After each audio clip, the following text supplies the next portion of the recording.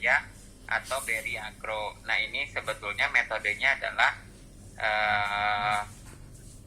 bukan konsinyasi ya, jatuhnya jadi kayak repeat order jatuhnya.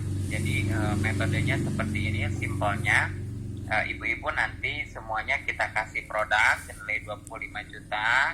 Produk itu silakan jual sesuai dengan harga yang di pasaran ya, tetapi tidak melebihi jumlah batas dasar yang kami tentukan. Contohnya apa aja sih barang yang dijual? Kita hanya fokus di 3 komoditi, beras, telur, dan ayam potong. Nah yang pertama terkait beras, saya jelaskan dulu. Beras yang kita jual adalah beras yang kualitas premium, tetapi dari sisi harganya medium. Beras kualitas premium itu standarnya seperti apa sih?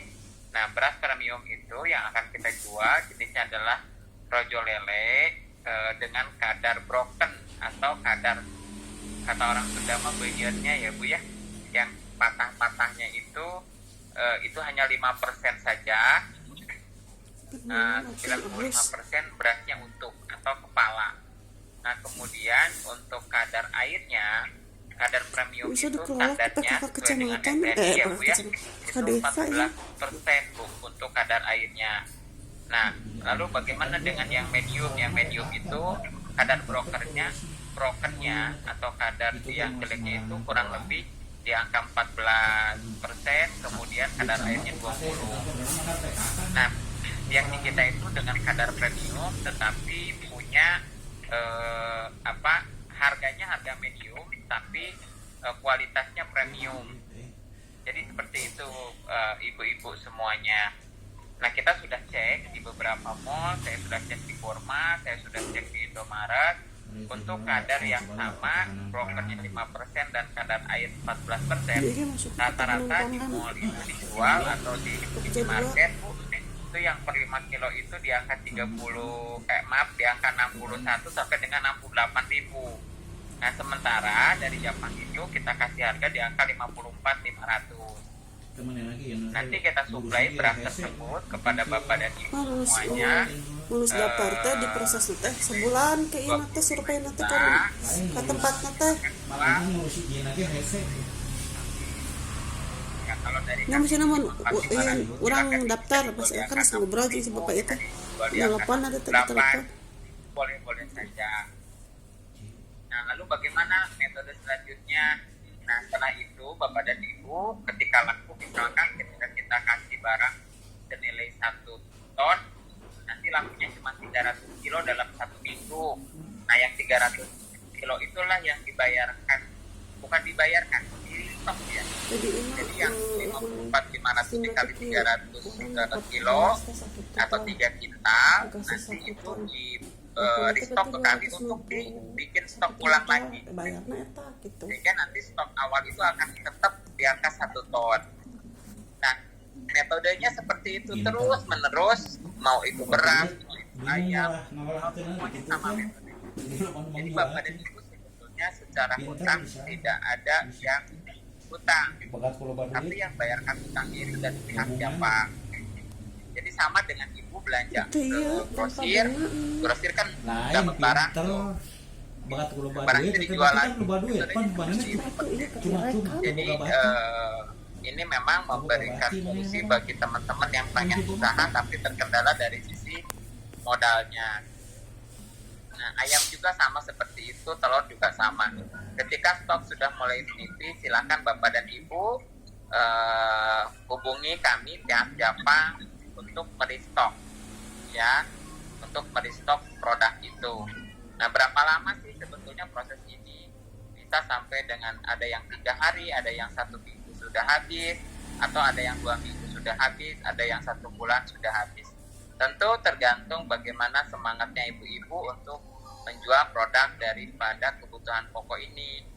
Nah, jadi metodenya seperti itu. Produknya kita kasih produk yang premium. Kemudian terkait ayam yang kita kasih adalah ayam jenisnya karkas. Dia ukurannya di angka 700 gram sampai dengan 1,5 kilogram. Apakah boleh saya memilih ukuran ayam tersebut sesuai dengan permintaan konsumen Boleh. Jadi ibu-ibu nanti boleh pesan ke saya, ke Japang. Saya mau pesan yang 50 kilo yang ukuran 800 gram. Yang 50 kilo lagi ukurannya yang 1 kilogram.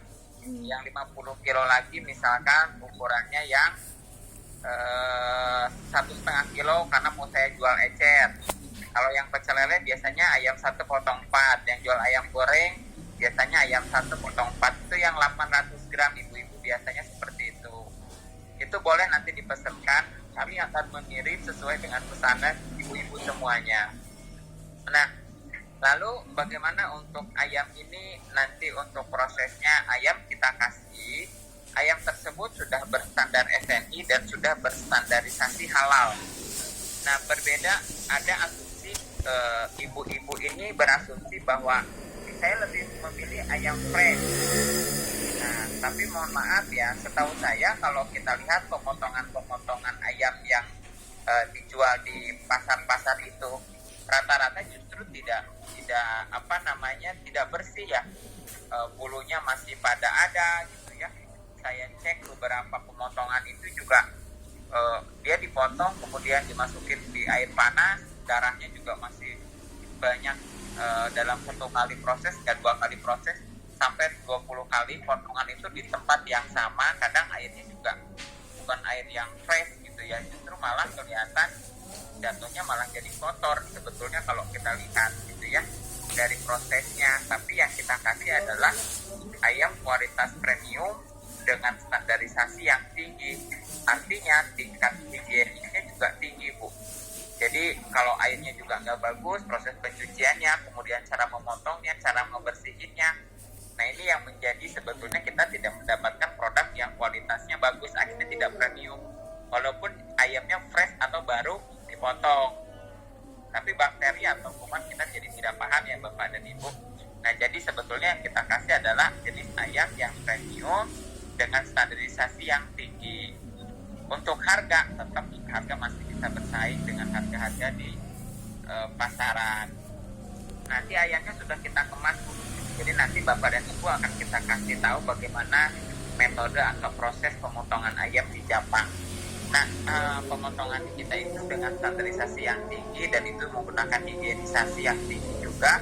Dia bahkan nanti disterilisasikan sebelum kita